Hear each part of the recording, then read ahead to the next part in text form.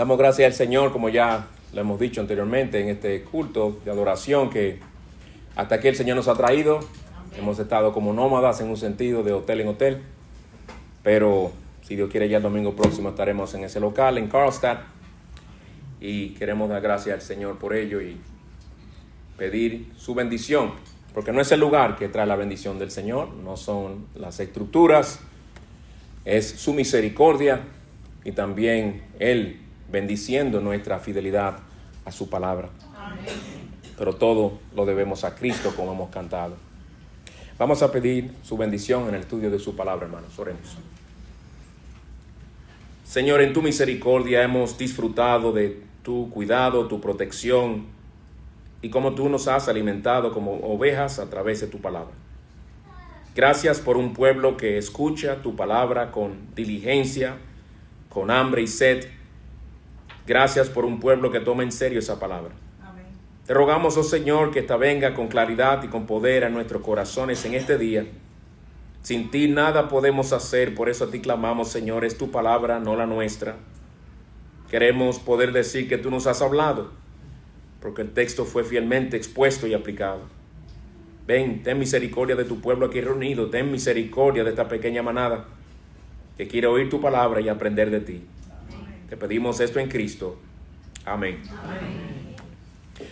Como saben, hermanos, hoy continuamos con nuestra serie de estudios expositivos de la primera epístola de Pablo a los Corintios. En nuestros últimos estudios hemos visto varios de los argumentos que Pablo plantea a esta iglesia con el fin de ponerle un paro inmediato a las divisiones que ellos estaban experimentando.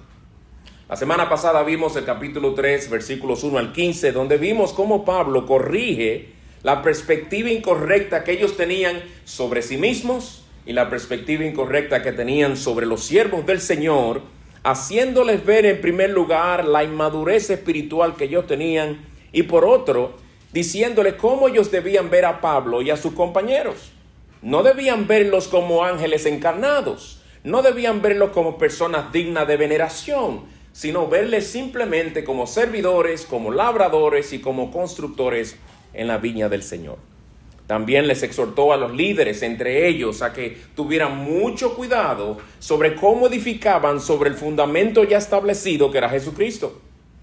Y les da esta exhortación a la luz de el juicio venidero, en el cual toda su obra, la obra de los siervos del Señor en sus esfuerzos por edificar la iglesia de Cristo, como cada una de sus obras serían sometidas al escrutinio del ojo omnisciente del Señor de la mies, Jesucristo, y allí se vería en verdad si edificaron con oro, plata, piedras preciosas o edificaron con madera, heno y pura paja. Hoy veremos los versículos 16 al 23 que nuestro hermano James leyó, lo cual es dividido en dos partes. En primer lugar vamos a ver la perspectiva correcta sobre la iglesia de Cristo de los versículos 16 al 20. Y en segundo lugar, la perspectiva correcta sobre los dones. Particularmente me refiero a los hombres dones de Cristo a su iglesia, versículos 21 al 23. Claro, otras cosas más que Pablo también menciona allí. Pues veamos primero la perspectiva correcta sobre la iglesia de Cristo. Pablo ha ido inyectándoles a ellos la perspectiva correcta que deberían tener sobre varias cosas. Pero su énfasis ha sido los siervos del Señor y la iglesia de Cristo, porque por un mal entendimiento de estas cosas, estos hermanos estaban actuando incorrectamente y estaban sufriendo divisiones entre ellos.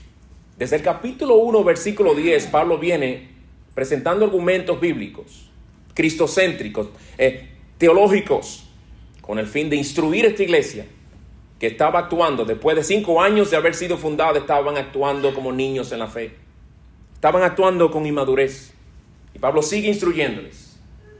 En la epístola de la primera a los Corintios, Pablo hace más o menos 10 preguntas retóricas, con las que en una manera tierna trata de reprenderlos a ellos. Con estas preguntas, en las cuales él no esperaba respuesta en sí, les comunica a ellos en qué cosas ellos estaban actuando mal, a pesar del conocimiento que ya ellos tenían.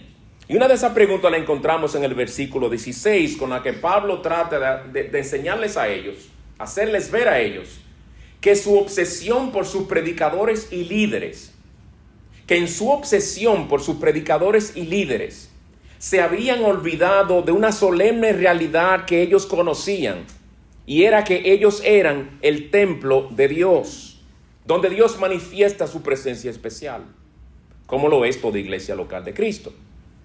Escuchen o leamos de nuevo la pregunta de Pablo en el versículo 16. ¿No saben que ustedes son templo de Dios y que el Espíritu de Dios habita en ustedes? Esta es una pregunta retórica. No era que Pablo les mandó a hacer esta pregunta y estaba donde estaba él esperando respuesta por escrito de los corintios porque no sabía la respuesta. Con esta pregunta básicamente les está diciendo, ustedes no se están comportando como lo que ustedes saben que son. Ustedes son el templo de Dios y no están actuando a la luz de esa solemne realidad. Es lo que esa pregunta comunica. Ellos muy bien sabían que la iglesia no es un club social, ni una sociedad filosófica, ni una mini tribu, y mucho menos un centro para la exhibición de los talentos de personas que siempre han sido inseguras y necesitan un lugar público para mostrar lo mucho que saben hablar y cómo se saben comunicar para que la gente los halague y se vayan con la estima muy alta a sus hogares. No, ese no es el fin de la iglesia. Pero al ellos estarse dividiendo por sus maestros, estaban tratando la iglesia de Cristo como si fuera estas cosas y como si en verdad no fuera lo que es el templo de Dios. La iglesia de Cristo es algo mucho más por encima de tales insignificancias. La iglesia es el único contexto en el mundo entero donde Dios ha escogido manifestar su presencia especial. Es allí donde Cristo dice, yo estaré con vosotros todos los días hasta el fin del mundo. Donde están 2 o 3 en mi nombre, reunidos en mi nombre, yo estoy ahí en medio de ellos. Eso es lo que el Señor domingo tras domingo cumple en medio de su pueblo. Porque la iglesia es el templo de Dios. Pero lejos de verla así, hermanos, algunos de los corintios la veían como la iglesia de Pablo, la iglesia de Apolos, la iglesia de Pedro. Y otros como la iglesia del pastor fulano, como a veces sin darnos cuenta hablamos. Yo soy miembro de la iglesia de el pastor fulano de tal, o de los pastores fulano y fulano. Pero Pablo les había enseñado a ellos que la iglesia no es de ningún hombre. La iglesia le pertenece a Cristo. ¿Dirigida por hombres llamados por Cristo? Sí. Pero no le pertenece a ellos. La iglesia Cristo la compró con su preciosa sangre. Por lo tanto, no es nuestro templo, es el templo de Dios, como dice el versículo 16. Ahora, hermanos, fíjense que a lo que Pablo llama el templo de Dios no es a la estructura donde los hermanos corintios se reunían, sino a ellos mismos. Oigan la pregunta de nuevo. ¿No saben que ustedes son templos de Dios? Y que el Espíritu de Dios habita en ustedes. Ven el énfasis. Ustedes. La iglesia de Cristo reunida en ese lugar específico del mundo son el templo de Dios. Pues, ¿qué hacían ellos entonces jactándose de los hombres cuando tenían a Dios mismo en medio de ellos? No tiene sentido lo que estaban haciendo.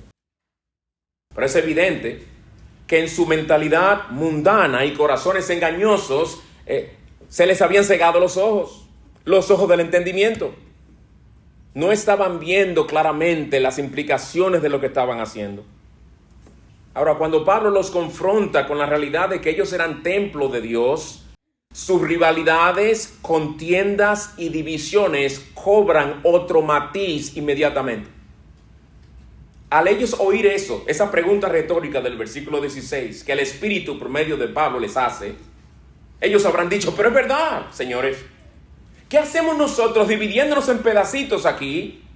Como si la iglesia le perteneciera a este y a aquel otro, cuando nosotros todos somos el templo de Dios? ¡Qué insensatos somos! Ellos debieron haber entendido en ese entonces, con la ayuda del Señor, que sus divisiones no eran un tema de meras preferencias de estilo de predicación, ni de estilo de pastoreo, sino un pecado con horrendas consecuencias. De ahí Pablo pasa a lo que dice el versículo 17. Si alguno destruye el templo de Dios, Dios lo destruirá a él, porque el templo de Dios es santo, y es eso lo que ustedes son, u otra posible traducción, y ustedes son ese templo. Corintios, ¿ustedes entienden lo que están haciendo ahora? No es un asunto de meras preferencias. Ese jueguito de que yo soy de Pablo, yo soy de Cefas, yo soy de Apolos, dejen ese jueguito, que ustedes están destruyendo el templo de Dios, Corintios. Su pecado tiene graves implicaciones. Dios toma muy en serio las divisiones porque éstas destruyen la iglesia, la cual es, según este mismo texto y otros, templo santo de Dios. Tanto así que Dios promete destruir al tal, destruir al que destruye ese templo. Ahora pregunto, ¿a qué se refiere Pablo cuando habla aquí de dividir el cuerpo de Cristo, de dividir una iglesia? ¿A qué se refiere Pablo con dividir o división? Hago esta pregunta porque es casi instantáneamente que cuando escuchamos de división en una iglesia, pensamos enseguida en la separación de un grupo que antes formaba parte de una iglesia local, una separación de ese grupo, de esa iglesia a la cual pertenecía. En otras palabras, cuando uno oye división, uno oye, se fue un grupo. Eso es lo que uno entiende. Pero ¿quién aquí se fue? ¿En qué momento Pablo en esta epístola habla de gente que se fue? Eso no es, la división no es únicamente cuando un grupo se va. Que entendamos eso. Dejemos que la Escritura sea la que nos instruya. Aunque es verdad que a eso se le llama generalmente una división, y lo es cuando un grupo se va, sea por la razón que sea. Las divisiones que Pablo confronta en esta iglesia eran de otra índole. Por eso Pablo no menciona nada de que hermanos se hayan ido de esta iglesia local. Más bien Pablo habla de la clase de divisiones que ocurre internamente y que pueden persistir hasta por años sin nadie apartarse de la iglesia local.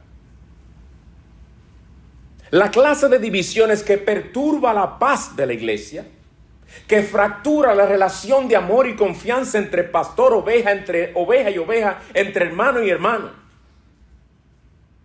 Ni en este pasaje ni en la mayoría de los pasajes en el que Pablo habla del tema de las divisiones en sus epístolas es para referirse a la disminución numérica en una iglesia local, aunque eso es en sí una división. A lo que Pablo se refiere es a iglesias en las que, a pesar de una aparente unidad, en la realidad no todos tienen las mismas perspectivas doctrinales y ministeriales como en Corinto. De ahí que en el capítulo 1, versículo 10, tiene que exhortarles a tener una misma mente y un mismo sentir. De ahí que tiene que instruirles sobre la verdadera naturaleza de la iglesia y sobre el concepto correcto que debían tener de los siervos del Señor, porque en todo eso estaban confundidos, estaban divididos.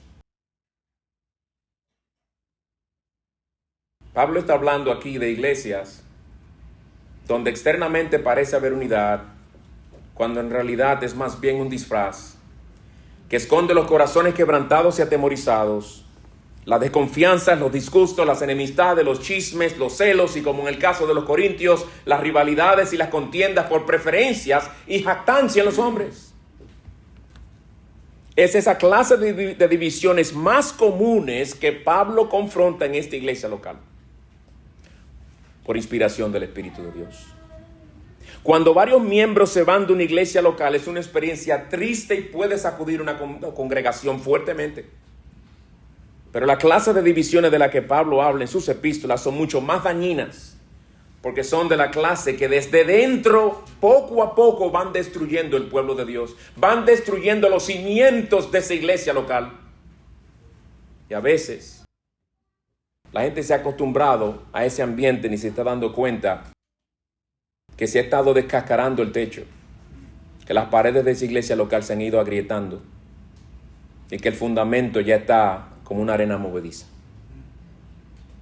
En este caso de la iglesia local de Corinto, no es sino hasta que gente de la casa o de la familia de Coré le informó a Pablo o le mandó a decir a Pablo de lo que estaba pasando entre ellos. Sin nadie irse. Todo eso estaba pasando internamente. Por eso es que Pablo les da esa advertencia tan solemne para que abrieran los ojos y se dieran cuenta del inmenso peligro en el cual se encontraban. Ahora, hermanos, lo más triste en esta situación de los corintios es que a pesar de todos esos problemas que tenían, esas divisiones, esas paredes agrietadas, ese fundamento ya como arena movediza, ellos estaban actuando con arrogancia. Miren el versículo 18. Nadie se engaña a sí mismo. Si alguno de ustedes se cree sabio según este mundo, hágase necio a fin de llegar a ser sabio. Ellos estaban pensando que estaban bien. Se estaban jactando en su sabiduría, pero se estaban engañando a sí mismos. Se estaban engañando a sí mismos creyendo que con la sabiduría humana podían dirigir y edificar una iglesia. Pero aquí vemos lo que eso produjo entre ellos. Es evidente, porque la sabiduría humana jamás nos servirá para descubrir y entender mejor la voluntad de Dios en lo tocante a cómo se edifica y se dirige una iglesia local. Jamás. Es decir, que en todo lo que tiene que ver con la iglesia local, su orden, su adoración, el reconocimiento de líderes, la disciplina y sobre todo la predicación de la palabra, jamás debemos consultar la opinión humana, jamás debemos consultar a los expertos seculares, sino a la cabeza de la iglesia, que es Cristo y su palabra. Es solo en la palabra que encontramos la sabiduría de Dios revelada. Es allí que el Señor de la iglesia nos dice cómo debemos conducirnos en su iglesia, en la casa de Dios, que es columna y baluarte de la verdad. Pero según Pablo en nuestro texto, hermanos, no solo podemos obtener esa sabiduría, mejor dicho, según Pablo en nuestro texto, solo podemos obtener esa sabiduría de Dios humildemente viniendo delante de Él, reconociendo que necesitamos esa sabiduría y pidiéndole a Él que nos la conceda. ¿Dónde veo eso en el texto? Mírenlo de nuevo, versículo 18. Si alguien de ustedes se cree sabio según este mundo, hágase necio, humíllese delante del Señor, reconozca su necedad, reconozca su falta de sabiduría a fin de llegar a ser sabio. Se necesita humildad. La humildad que clama según Santiago 1:5, Señor, estoy falto de sabiduría. Dame tú esa sabiduría que tú prometes dar en abundancia y sin reproche. Y Pablo respalda esta declaración que ha hecho en este versículo, citando dos textos, uno de Job y otro de los Salmos. En uno dice, pues escrito está, Él es el que prende a los sabios en su propia astucia. Y también, el Señor conoce los razonamientos de los sabios, los cuales son inútiles. Si tomamos estos dos versículos, los fusionamos, lo que nos está diciendo es, la sabiduría del hombre es inútil a la hora de hacer la voluntad de Dios, porque el que se cree sabio según este mundo no busca exaltar a Dios, y hay una ley en el reino de Dios bien firme y establecida, que el que se exalte será humillado. Será humillado. Bien, hemos visto la perspectiva correcta sobre la iglesia de Cristo. ¿Cómo debían ellos entonces pensar sobre la iglesia local a la que pertenecían, la iglesia de Corinto? Como toda iglesia local, somos el templo de Dios. Cuidado entonces, ¿cómo nos conducimos en la casa de Dios? No sea que nos veamos atentando contra esa unidad, no sea que nos veamos destruyendo el templo de Dios. Veamos ahora en segundo lugar la perspectiva correcta sobre los dones de Cristo a su iglesia. La perspectiva correcta sobre los dones de Cristo a su iglesia. Uno de los problemas que Pablo percibía en los corintios era que ellos se jactaban mucho. Y se jactaban en los hombres, en la gente. Su fascinación con la gente, su inteligencia, su hermosura, su elocuencia, su educación, Era algo que les estaba afectando como iglesia. De ahí que Pablo tiene que decirles en el versículo 21, en la primera parte, así que nadie se jacte en los hombres. Si la sabiduría humana no puede realmente glorificar a Dios en el contexto de su iglesia, sino que quita nuestros ojos de Dios y los fija en el hombre, y Dios ha prometido, según él citó a Job y a los Salmos, y Dios dice que él frustra esa sabiduría humana, ¿qué hacen ustedes jactándose en los hombres? Así que nadie se jacte en los hombres. Ya anteriormente les había dicho en el capítulo 1, versículo 31, si mal no recuerdo, en quién debían ellos únicamente jactarse. En Dios. Ahora, ¿por qué es que Pablo les dice a ellos que no se jactaran en los hombres? Obviamente, principalmente debería ser y es porque solamente debemos gloriarnos en aquel que es nuestra toda suficiencia, en Cristo, ¿verdad? Pero no es la razón que Pablo les da aquí a ellos. La razón que les da en el versículo 21 es la siguiente. Leamos de nuevo. Así que nadie se jacte en los hombres porque todo es de ustedes. Estoy usando la nueva versión de las Américas. Por eso él no dice todo es vuestro. Pero es lo mismo, ¿verdad? Es lo mismo. Todo es de ustedes. Y lo primero que les dice a ellos que le pertenecía a ellos, por la gracia del Señor, eran los mismos hombres en los cuales ellos estaban jactando. Miren lo que dice. Porque todo es de ustedes, 2 puntos, ahora vas a explicar a qué se refiere, ya sea Pablo o Apolos o Cefas. Todos son de ustedes. Recuerdan que en el capítulo 1, versículo 12, ya él les dijo que en su inmadurez estaban dividiéndose y diciendo unos, yo soy de Pablo, yo soy de Apolos, etc. Bueno, ahora en el versículo 21 es como si Pablo le dijera lo siguiente. Corintios, óiganme bien, ustedes se equivocan al pensar que ustedes, algunos me pertenecen a mí, otros le pertenecen a Apolos, otros le pertenecen a Pedro. Pero en realidad nosotros, por la gracia del Señor, les pertenecemos a ustedes. No ustedes a nosotros. Todos nosotros somos de ustedes en Cristo. Yo soy de ustedes, así como lo es también Apolos, como lo es Pedro, y como lo son los demás siervos de Cristo, comunes y corrientes, que el Señor les ha dado a ustedes. La jactancia de ustedes solo se limita a unos pocos hombres, cuando en realidad Cristo les ha dado a ustedes todos estos siervos para el bien de ustedes y el bien de la iglesia de Cristo en general. Pablo quería, hermanos, que les quedara bien claro a estas personas, a estos hermanos, que los hombres dones que Cristo les había dado, cuando hablo de hombres dones me refiero a lo que dice Efesios capítulo 4, que nos dio apóstoles, profetas, pastores, maestros, etc. El Cristo exaltado le dio eso a la iglesia.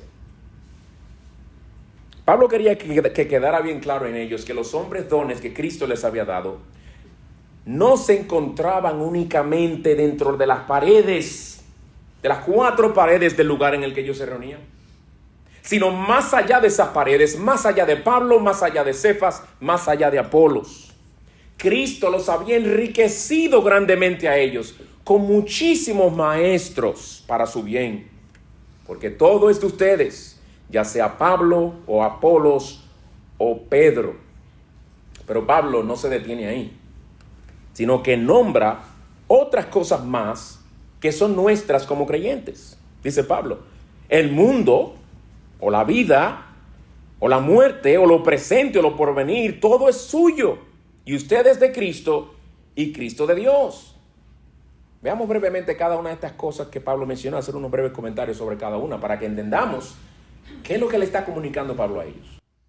El primero dice que el mundo es de ellos, el mundo es nuestro en Cristo. Y el mundo no en el sentido ético, moral, este mundo bajo pecado, no está hablando de eso, está hablando de este mundo físico, de esta tierra donde dice la Escritura que los santos las heredarán. Este mundo que con el poder de Dios al final será renovado, y dice la Escritura que morará en él la justicia. Este mundo es nuestro. Este mundo que tú sales allá afuera y ves ese día tan hermoso y oyes los árboles, las aves cantar y ves un arroyo precioso, un lago, ese inmenso universo que ves en la noche, todas esas estrellas que no puedes contar, dice el Señor, eso es tuyo. En Cristo eso es tuyo. Pablo dice también que la vida es nuestra. Cada segundo, cada minuto, cada hora de nuestra vida es nuestro. La vida es nuestra y como Cristo es nuestra vida, entonces para nosotros el vivir es Cristo, ¿verdad? La vida no es para nosotros malgastarla en trivialidades, como a veces hasta los cristianos hacemos, sino para servir al Señor en ella. Colosenses 2:20 lo resume todo. Con Cristo he sido crucificado y ya no soy yo el que vive, sino que Cristo vive en mí. Y la vida que ahora vivo en la carne, la vivo por fe en el Hijo de Dios, el cual me amó y se entregó a sí mismo por mí.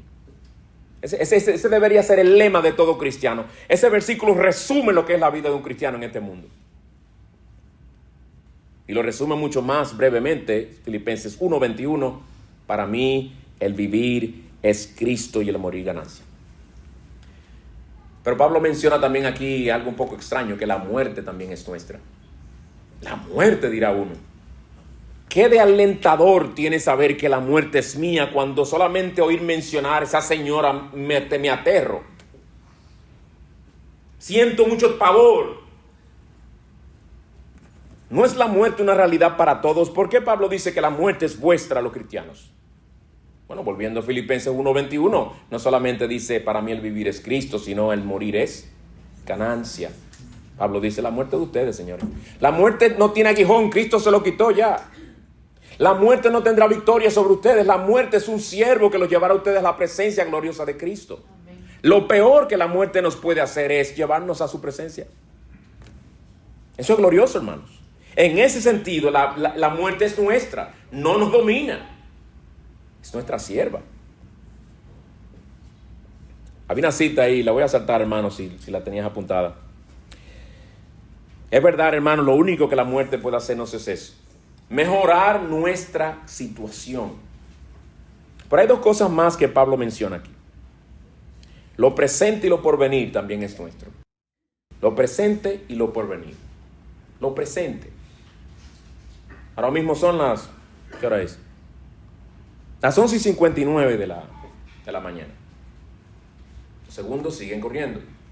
Bueno, parte de esos segundos y esos minutos que quedan todavía, nosotros en particular lo estamos pasando aquí reunidos, escuchando la predicación de la palabra y habiendo elevado nuestra adoración al Señor. Este es el presente para nosotros. Ese presente para alguien en Bangladesh es otra cosa.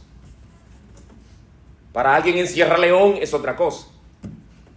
Para alguien en Madagascar, otra cosa. Están en otra hora esa gente por allá haciendo lo que están haciendo. Pero el presente para ti y para mí es ahora. Lo que estamos aquí y lo que estamos haciendo. Se podría decir que esto de presente, el presente es nuestro, incluye todo cuanto representa nuestra situación actual. La providencia de Dios para nosotros en el ahora. Sinónimo de nuestra vida presente. Esto incluye los momentos alegres y placenteros, como aquellos momentos de tristeza y desilusión. Nuestra salud, como nuestras enfermedades, lo mucho que poseemos o lo mucho que carecemos. La bendición de que lo presente sea nuestro es que está en las manos de Dios. Que por más contrarias que todas las cosas parezcan, siempre se estará cumpliendo en la vida del creyente, Romanos 8:28, que todas las cosas cooperan para nuestro bien. Aunque no lo entendamos en el momento, Dios está haciéndonos bien. Y según el contexto de Romanos 8, el mayor bien que Dios nos hace por medio de todas las circunstancias que traen nuestras vidas presentes es conformarnos más a la imagen de Cristo. Y esto se suma a la realidad de que ninguna de estas cosas podrán separarnos del amor de Dios que es en Cristo Jesús. Ese es el presente nuestro. Tú podrás quejarte de tus circunstancias actuales. Tú podrás decir, hermano, que te gustaría que tus circunstancias cambiaran. Bueno, el Dios infinitamente sabio y el que te ama con amor eterno considera que estas son las circunstancias que tú necesitas para poder ver su gloria mejor en tu vida. para poder conocerle mejor y no meramente de oídas, sino poderle ver más claramente por los ojos de la fe, manifestándose en tu vida particular, mostrándote a ti que todo lo puedes en Cristo que te fortalece. Pero también dice que lo porvenir, el futuro nuestro, el futuro es también nuestro. Por nosotros encontrarnos en Cristo, nuestro futuro no es incierto, no es intimidante, o intimidador, no me acuerdo de la palabra, no tengo tiempo para buscar la Real Academia, ni abrumador. No, para el creyente no es así. Para nuestro corazón, cuando se llena cuando nos falta la fe, sí, nos ponemos a mirar el viento y las olas y nos hundimos. Dejamos de mirar a Cristo. Pero el futuro realmente no debe ser así. Porque el que tiene en sus manos nuestro tiempo presente también tiene nuestro futuro. Amén. El Dios que es nuestro Dios hoy, que nos dice hoy no temas porque yo estoy contigo, mañana vuelve a ese versículo y te aseguro que va a decir estoy contigo. Siempre será un verbo en presente, porque Él siempre está con su pueblo. Por ello podemos hablar del futuro nuestro como un libro que ya hemos leído y conocemos su final, y el final es que seremos victoriosos en Cristo. Amén. ¿Ya tuviste esa película? ¿Ya tuviste la película de tu vida? Yo vi la mía también. Termina bien. Terminamos en gloria. Vamos a terminar en gloria. Estamos en las manos del Rey soberano. Y Pablo concluye todos estos argumentos con una gloriosa declaración, y es esta. Y ustedes son de Cristo y Cristo de Dios. Si hay un argumento que debió haber puesto fin a todas las contiendas y divisiones en aquella iglesia, debió haber sido este, hermanos, de que nosotros todos le pertenecemos a Cristo. Es decir, yo estaba antes en aquel grupito, ahora estoy en el de Apolo, y yo me he distanciado de mis hermanos, de los que le pertenecen a Pablo, pero Pablo nos ha dicho una realidad, aquí todos somos de Cristo. ¿Qué hacemos nosotros dividiéndonos como si fuéramos personas que le pertenecemos a hombres cuando le pertenecemos a nuestro glorioso Salvador? Sí, con todas nuestras debilidades, con todos nuestros desbalances doctrinales, con todas nuestras perspectivas equivocadas, que creemos que son reales y que son la correcta, pero lo más probable hay algunas equivocadas, y demás imperfecciones nuestras. A pesar de todo eso, en todas las iglesias de Cristo en el mundo, somos uno en Cristo y le pertenecemos a Él. Amén. Estoy dando por sentado que estoy hablando de iglesias, verdaderas iglesias fieles de Cristo, ¿verdad? No de sectas, no de sectas heréticas, etc. Pablo les quiere llevar a ellos a ver que las divisiones de ellos empiezan tan pronto como quitamos nuestros ojos de Cristo. Porque como Pablo mismo les dirá en el capítulo 6, versículo 17, pero el que se une al Señor es un espíritu con Él. Es una realidad que Él como va a seguir enseñándole más adelante. Todos los creyentes les pertenecemos a Cristo. De ahí que Él, el Señor, le dice al Padre en su oración de Juan 17, Padre, los que tú me diste. Él no los divide en categorías. Señor, los que tú me diste, estos son más amados y más apreciados, porque estos son de esta denominación, y el otro, los que tú me diste. Y Pablo termina diciendo, y Cristo es de Dios. La idea aquí es que si así como nosotros somos uno en Cristo, dije uno en Cristo, y Cristo es de Dios en el sentido de que es su Hijo eterno, por estar en Él nosotros también somos de Dios. El Señor Jesús también dijo en su oración sacerdotal de Juan 17, son tuyos y todo lo mío es tuyo y lo tuyo mío. Pues el que es de Cristo es de Dios. Y dice, para que todos sean uno, como tú, oh Padre, estás en mí, yo en ti, que también ellos estén en nosotros. Pues en Cristo, hermanos, en Cristo, nosotros estamos eternamente unidos a Dios. Gloriosas enseñanzas, gloriosas doctrinas que hay que asimilar, digerir y llevar a la aplicación en nuestra manera de ver la iglesia, en nuestra manera de ver a los siervos de Dios. Por eso ahora, para ver cómo eso se aplica a nosotros, vamos a dar dos aplicaciones. Nos hemos esforzado por explicar lo que originalmente aquellos siervos de Dios entendieron cuando lo escucharon, a la luz de las circunstancias particulares en las que se encontraban, su contexto inmediato, su contexto histórico, cultural, etc. Pero esto fue escrito para nosotros. ¿Qué te dice a ti y a mí lo que hemos estudiado? Porque si no va a quedar en el aire. ¿Qué te dice a ti y a mí? En primer lugar, vivamos vidas consecuentes con nuestra identidad como iglesia.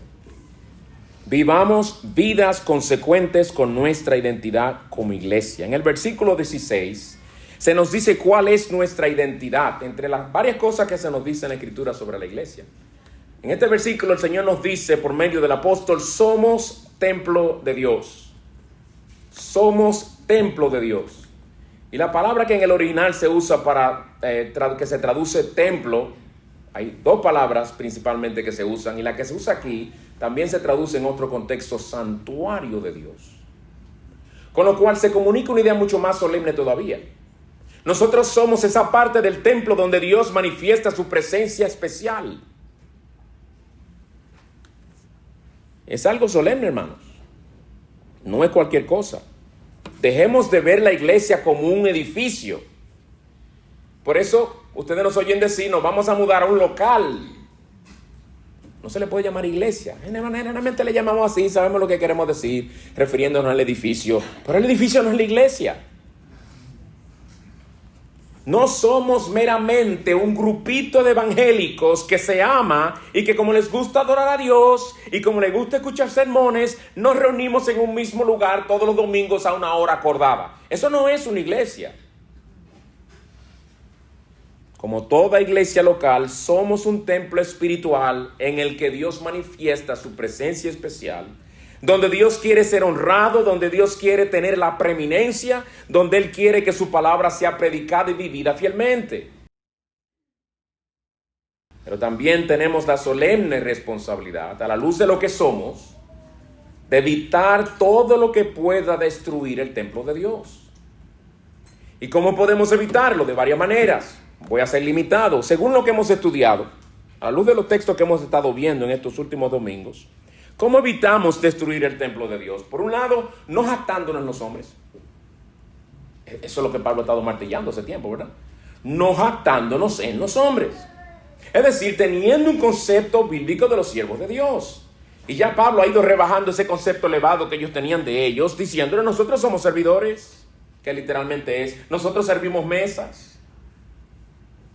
Nosotros somos labradores. Yo planté, Apolo regó. Somos constructores que debemos tener cuidado con qué material edificamos. No somos amos de vuestra conciencia. No somos gente superior a los demás miembros de la iglesia local. Somos hombres a los que sí se les debe respeto por el oficio que ocupan, pero no reverencia ni temor.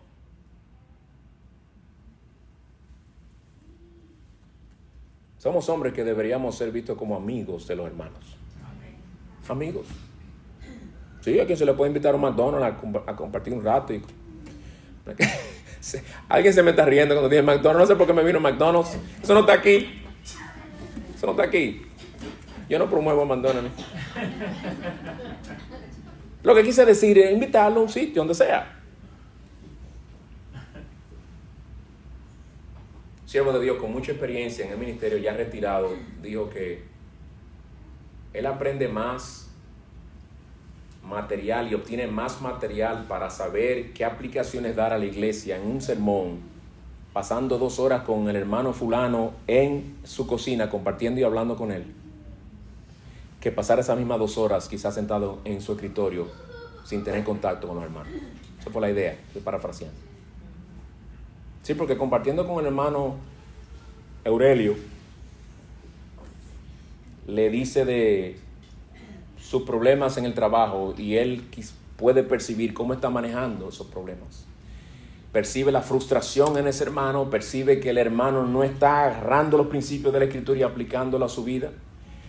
Ve que el hermano no puede ni dormir por lo abrumado que se encuentra, por ese estrés que está pasando, y no ve que el hermano se está aferrando de las promesas de Cristo. Va también y pasa tiempo con aquel otro hermano quien lo invitó al cumpleaños de sus hijos y mientras estaban los niños corriendo y disfrutando, se puso a hablar con ese hermano y esa hermana y se dio cuenta también que habían otros problemas. Y él va viendo, hay una necesidad en esta iglesia. Hay una necesidad. Y las aplicaciones que yo iba a dar el domingo en ese sermón, tengo que ajustarlas a las circunstancias que estoy viendo al haber pasado tiempo con esos hermanos en la semana. Sí, yo fui a ver cómo está la condición de sus almas, pero yo también fui a formar parte de lo que les importa a ellos, de lo que les afecta en su vida y de las cosas que atañen a su vida cotidiana. Yo soy parte de ellos, soy miembro de su cuerpo, soy el amigo de ellos también. Y en ese contexto vine a conocer algo de la condición en la que se encuentran esas ovejas. Y qué bueno que ahora mis aplicaciones no le van a pasar por encima, ni van a ser meras conjeturas, ni van a ser meras, a ver si alguien le cae por ahí, porque yo no sé lo que está pasando. No, yo sé lo que está pasando. Así debería ser. Así era Pablo. Así era Pablo entre los hermanos. Pues no nos jactemos en los hombres si no queremos destruir la iglesia de Cristo. Veámoslo como lo que son. Tratémoslo como lo que en verdad son. Y si se molestan porque lo tratamos como lo que en verdad son, que resuelvan su problema con Cristo. Porque son meros hombres como nosotros. ¿Cómo debemos evitar destruir la iglesia? No actuando como si la iglesia nos perteneciera a nosotros. Fíjense qué frase más poderosa Pablo da en el versículo 17. Porque el templo de Dios es santo. El templo de Dios es santo. Es decir, la iglesia es el templo santo apartado para Dios. Esa es su posesión exclusiva. No es tuya ni es mía. Eso es algo muy solemne, serio. Y con muchas implicaciones prácticas. Cuando alguien actúa como si una iglesia fuera propiedad suya, sea líder o no sea líder, si alguien trata de adueñarse de una iglesia, está destruyendo el templo santo de Dios. Pero también debemos evitar destruir el templo de Dios, evitando los pecados que dividen la iglesia. El chisme, las rivalidades, los celos, la autopromoción, la sed de poder, el temor a la gente y el principal, el orgullo. Oremos, hermanos, siempre porque entre nosotros haya una unidad que sea fruto de cada miembro conocer bien su Biblia, fruto de un corazón humilde y enseñable, de un amor no fingido sino verdadero, motivado por una profunda pasión por exaltar a Cristo y que en todo Él tenga la preeminencia mientras nosotros nos sometemos a Él como Señor y cabeza de la iglesia. Es una oración que debemos hacer porque en nuestra propia fuerza no podemos. Segunda aplicación. Demos gracias a Dios como iglesia por todos los dones que son nuestros en Cristo. Demos gracias a Dios como iglesia por todos los dones que son nuestros en Cristo. Pablo jamás procuró fomentar en ninguna iglesia local un sentido de independencia en la que se vieran desligados de las demás hermanas iglesias y de los dones que Dios le ha dado a cada iglesia local. De ahí que le dice a los colosenses que la carta de ellos se lea en la Odisea y que la que le envió a los de la Odisea se lea entre ellos. Una interdependencia, una interconexión entre iglesias locales a distancia unas de otras. Porque el apóstol quería fomentar lo que el Señor Jesucristo dio a conocer que es su voluntad en la oración sacerdotal, que sean todos uno. Que estén unidos. Y la hermosura de esa unidad es que a pesar de diferencias que no son de calibre a nivel de herejías y cosas así, pero diferencia va a haber. La hermosura de esa unidad que Cristo forja y el Espíritu de Dios fomenta en medio de su pueblo es que a pesar de esas diferencias puede haber una unidad verdadera, caracterizada por el amor, respeto mutuo y el deseo de promover el avance del reino de Cristo. Eso viene del Señor. Pablo quería que los ojos de ellos y los nuestros sean abiertos al estilo la oración que Eliseo elevó por su siervo cuando no podía ver, todo ese ejército que el Señor había enviado para defenderlos. Oigan lo que le dijo Eliseo al Señor, orando por su siervo. Oh Señor, te ruego que abra sus ojos para que vea. Y el Señor abrió los ojos del criado y miró que el monte estaba lleno de caballos y carros de fuego alrededor de Eliseo. Pero a veces nosotros, al no orar de esa manera, o no querer ni orar porque no queremos ver que hay otros siervos del Señor en la viña del Señor, sirviéndole fielmente de forma diferente en algunos aspectos, pero sirviendo fielmente al Señor Jesucristo, exaltando su nombre, proclamando fielmente su palabra, no oramos por estas cosas o nos cerramos los ojos ante esas realidades. No, el Señor no quiere una mentalidad de tribu en medio de su pueblo. Nosotros todos somos un cuerpo, el cuerpo de Cristo. A veces en nuestra arrogancia cerramos nuestros ojos para no ver todos esos dones que Cristo nos ha dado en otros siervos del Señor. Pero hermanos, no nos empobrezcamos menospreciando todos esos dones que en Cristo tenemos, que Él nos ha dado. Son suyos y Él nos los ha dado. ¿Qué estamos haciendo con esos regalos que Él nos dio? Haciéndole así a la mano del Señor, quítamelo de ahí, yo no lo quiero. Eso es arrogancia e ingratitud al Señor. Eres libre en Cristo, mi hermano, para hacer uso de todos los siervos que Cristo le ha provisto a su iglesia, sea en el pasado o en el presente. Él te los ha provisto para tu enriquecimiento espiritual. Úsalos. Siempre aplicando, obviamente, la exhortación, examinarlo todo y retener lo bueno. Pero hay algunos que dicen, no, yo no hago eso porque hay que examinarlo todo. No, pero exactamente es eso. El Señor te permite exponerte esos dones, siempre examinándolo todo, pero enfatiza esto, retén lo bueno, porque hay mucho bueno que el Señor te puede dar ahí. Sí, escucha todo expositor fiel de la palabra con discernimiento. Pero asegúrate de retener todo lo bueno que recibes por medio de ellos. Cristo no nos dio estos dones para que los critiquemos, para que los menospreciemos, ni para que los ultrajemos. Nos los dio para que con gratitud nos aprovechemos de su ministerio para nuestro crecimiento espiritual. Mi hermano, tú y yo no tenemos excusas. ¿Sabes por qué? Porque tenemos un sinnúmero de dones en el presente. Eso sin incluir ni los pasados, ya lo que han muerto. En el presente tenemos un sinnúmero de dones que Cristo ha dado a su iglesia para su edificación. Tenemos miles de sermones a nuestra disposición en Sermonorio y también en YouTube. Pero si vamos al historial de nuestro YouTube, ¿qué porcentaje de ese historial manifestará que estamos aprovechando bien el tiempo y la tecnología para nutrir nuestras almas? ¿Qué encontraremos en el historial de YouTube tuyo y mío? Recetas como hacer galletitas. No, haz tu galletita, está bien. Eso no es nada. Yo no estoy diciendo que eso es malo. Pero si el 95% es videos sobre cómo hacer galletitas, cómo mejor montar skateboard, etcétera, etcétera. Puede ser que nos estemos alimentando de madera, heno y paja. No estamos edificando para el crecimiento de nuestras almas y por lo tanto tampoco estamos cultivando el crecimiento de nuestra propia iglesia local. Hay series de sermones, series de epístolas completas allí. Temas para nuestra edificación, temas para fortalecer nuestro matrimonio, para crecer y conocer más sobre cómo dar muerte a nuestros pecados, cómo tratar con la envidia, cómo tratar con la ansiedad, cómo cultivar nuestra fe para que crezca, como un sinnúmero de cosas y de fuentes de instrucción que el Señor nos ha dado, porque todo esto es nuestro, el Señor nos ha dicho hoy. ¿Qué estamos haciendo con lo nuestro? ¿Estamos aprovechando bien el tiempo?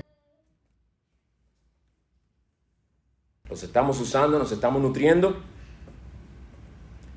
Hermano, si hoy tú no conoces más de las Escrituras, si hoy no has crecido más en el Señor, es porque no quieres.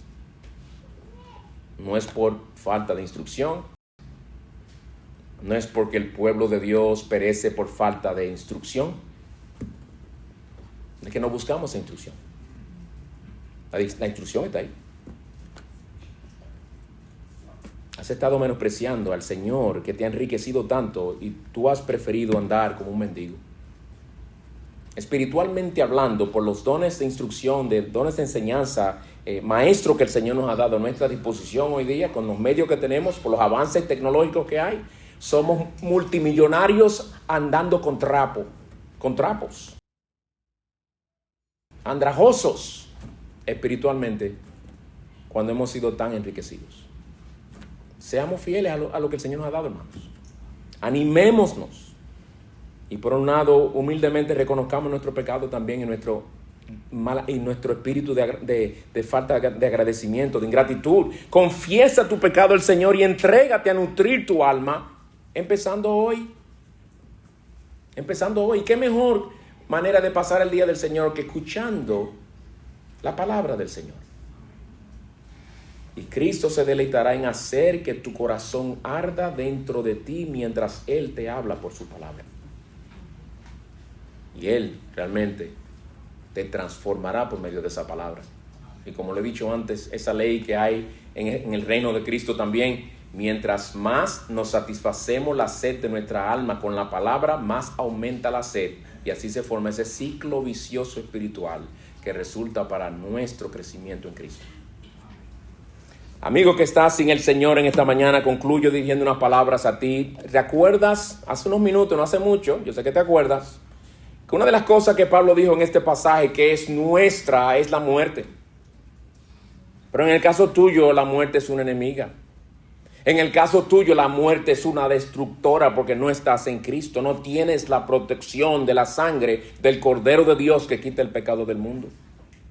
Tú no oyes personas, seguro tú lo has oído cada vez que vas a un funeral, casi siempre se oye lo mismo. Personas diciendo al acercarse al cuerpo, ay, pero si yo lo vi bien los otros días. Oh, pero la muerte es natural, y un sinnúmero de cosas, y sobre todo los chistes que la gente hace después de haber estado en ese contexto para olvidarse lo más pronto posible de la realidad que hoy está más cerca de ese día que ayer. Porque no soportan el temor que les da el saber que la muerte se acerca. Y la muerte no es solamente para adultos, niños. No sé si ustedes saben que si ustedes van a un sitio donde fabrican ataúdes y donde fabrican las cajas donde ponen a los muertos, las hacen de todos tamaños. Porque también los niños mueren. La muerte es un tema que a todos nos incumbe, es un tema que a todos nos afecta. Es un tema del cual no podemos huir. Y hoy estamos más cerca de esa realidad que ayer. Así llegará el día donde también nos informarán de tu fallecimiento, de tu muerte. También nos informarán del día donde te van a tener en una funeraria para que vayas a consolar a la familia. Nos informarán de muchas cosas y otros empezarán a hablar de ti en el pasado, ya no en el presente. Y igual de mí. La pregunta es, ¿dónde estarás cuando se empiece a hablar de ti en el pasado? Eso se determina en lo que tú haces hoy con Cristo, el Salvador. Mi exhortación a ti es que tú le busques hoy, porque en Él solo hay salvación. Para que esa muerte ya no tenga su aguijón, como dice la palabra de Dios, ya no tenga victoria sobre ti, sino que en Cristo ya esa muerte, ya Él tuvo victoria sobre ella a favor tuyo, porque hay una tumba vacía que todavía sigue vacía, porque Él venció la muerte. Y Él salva a todo aquel que se acerca a Él en fe y arrepentimiento. Oremos, hermanos, que el Señor bendiga su palabra. Oremos. Señor, gracias te damos por tu misericordia para con nosotros. Indignos somos, Señor, de tantas bendiciones y nos has enriquecido tanto, especialmente en nuestros tiempos. No solamente con los diferentes dones que nos has dado para nuestra instrucción, sino también los medios para, de manera instantánea, sentarnos a recibir esa instrucción para nuestro bien. Y te alabamos por ello, Señor. Pero a la vez también confesamos nuestro pecado. Confesamos nuestra negligencia y descuido espiritual. Confesamos la manera en que hemos despreciado estos dones. Porque hemos estado buscando en qué cosas diferimos y nos hemos creído a veces hasta superiores a ellos en algunas cosas. Y no hemos considerado que son dignos de ser oídos. Oh Señor, perdónanos por nuestra arrogancia. Perdónanos por ese espíritu sectario que ha habido en muchos de nosotros. Danos corazones enseñables, humildes, dispuestos a escuchar la palabra tuya expuesta. Y úsala, Señor, para nutrirnos, para fortalecernos, para guardarnos del mal, para que nos podamos revestir de toda la armadura que tú nos has dado, para permanecer firmes en el día malo. Ven, oh Señor, y ten misericordia de aquellos para quienes la muerte es una reina. Te rogamos que tenga de ellos misericordia y que en Cristo haya en vida y vida en abundancia. Amén.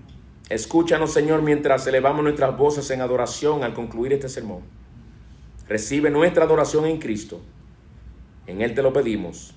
Amén. Amén.